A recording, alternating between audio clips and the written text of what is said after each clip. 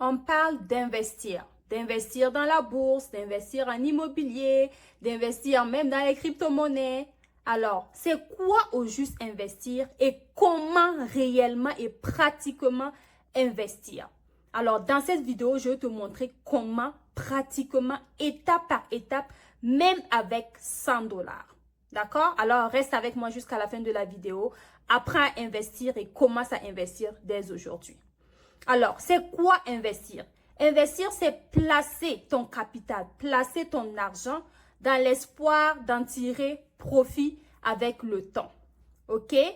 Tu peux par exemple investir en bourse, investir en immobilier et ainsi de suite.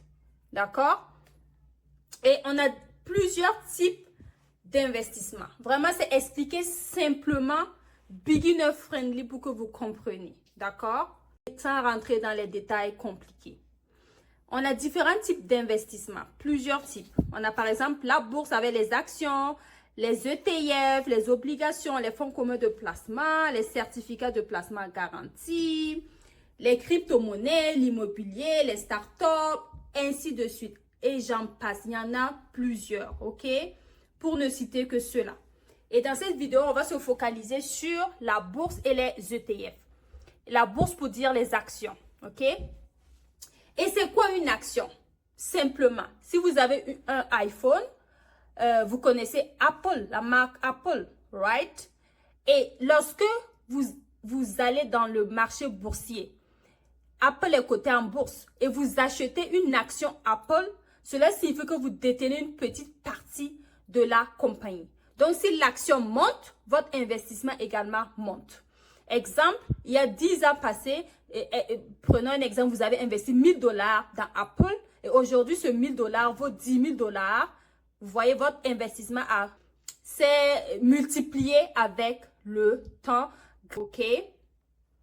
Également, il faut noter que vous pouvez aussi acheter une action et cette action aussi peut perdre de la valeur. Vous pouvez par exemple acheter une action à 1000, il y a 10 ans par exemple, à 1000 dollars. Aujourd'hui, cette action peut juste valoir 500 dollars. D'accord? Donc, il faut aussi avoir ça en tête lorsque vous investissez. En investissement, on dit toujours qu'il faut investir l'argent que l'on est prêt à perdre. L'argent qu'on n'a pas besoin tout de suite. C'est cet argent-là qu'on investit. OK? Parce que si le marché boursier crash, votre argent crash avec. OK? Et également, il faut noter que lorsque vous investissez, tant que tu n'as pas fait sortir l'argent de tes investissements, tu n'as pas perdu.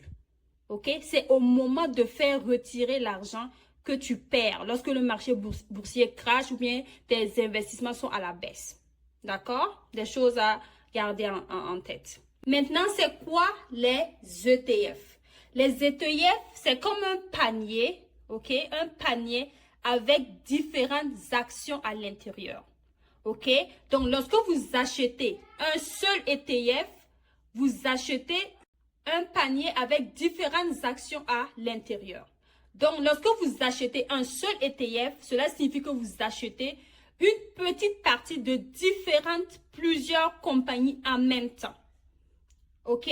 Donc, au lieu, par exemple, d'acheter une seule action Apple, ici, vous allez peut-être acheter Apple, Amazon, ainsi de suite. Plusieurs actions ensemble dans un seul ETF. D'accord? Et l'avantage de cela, c'est que vous limitez votre risque. OK? Donc, si une entreprise fait bien et que l'autre ne fait pas bien, cela compense. Par exemple, si vous avez seulement acheté une action Apple et que la valeur de Apple chute, si Apple perd de la valeur, si plutôt son action perd de la valeur, alors votre investissement aussi perd de la valeur. Les ETF aussi peuvent perdre de la valeur, mais c'est juste que comme il y a plusieurs compagnies à l'intérieur, si une compagnie peut prendre de la valeur, une autre perd de la valeur, prendre de la valeur, perdre de la valeur, ça se compense plus. Vous limitez plus votre risque qu'avec une seule action. Exemple de ETF, vous avez le S&P 500 et ETF, qui est un ETF des 500 plus grosses entreprises américaines cotées en bourse. Maintenant, comment pratiquement investir vos premiers 50 dollars ou 100 dollars? Premièrement, vous créez un compte de courtage, un brokerage account, ok, qui va vous permettre d'avoir accès aux actions, aux ETF pour pouvoir les acheter, d'accord? Ensuite, vous choisissez dans quel type de compte vous voulez investir. Par exemple, un compte libre d'impôt que je vous recommande plus par rapport, par exemple, à un compte non enregistré qui vous sera taxé. C'est quoi la différence? Le compte libre d'impôt, même si vous faites 1 million, c'est 1 million en intérêt, elles ne vous seront pas taxées. Par contre, si vous choisissez un compte non enregistré, vous serez pas mal taxé sur vos 1 million, ok? Et enfin, vous mettez de l'argent dans le compte, même si vous commencez avec 50 $ ou 100 $ et vous commencez à investir, d'accord? Commencez même si c'est avec peu, 50 ou 100 $, ça va croître. Commencez même avec petit, ok? Votre petit va croître de façon exponentielle avec le compound, d'accord? Et aussi, lorsque vous débutez, c'est très bien même de commencer avec petit. Là, vous apprenez comment ça fonctionne avant de mettre des gros montants, ok? Parce que comme je le disais au début, l'investissement comprend aussi des risques, d'accord? Il y a un brokerage account vraiment pour les débutants facile à utiliser que je peux vous recommander, c'est Wealthsimple que moi-même j'utilise aussi parmi plusieurs d'autres que j'utilise, ok? Mais celui-là, il est vraiment beginner friendly et je vais vous mettre le lien. Donc, vous pouvez utiliser mon lien et vous aurez 25 $ de bonus avec ce lien-là, d'accord? Ok, on se dit à très bientôt dans une prochaine vidéo. J'espère qu'elle t'a beaucoup aidé. Tu n'hésites pas à me poser tes questions en commentaire. Je te répondrai avec plaisir. Et puis on se dit abonne-toi et on se dit à très bientôt. Allez, bye bye.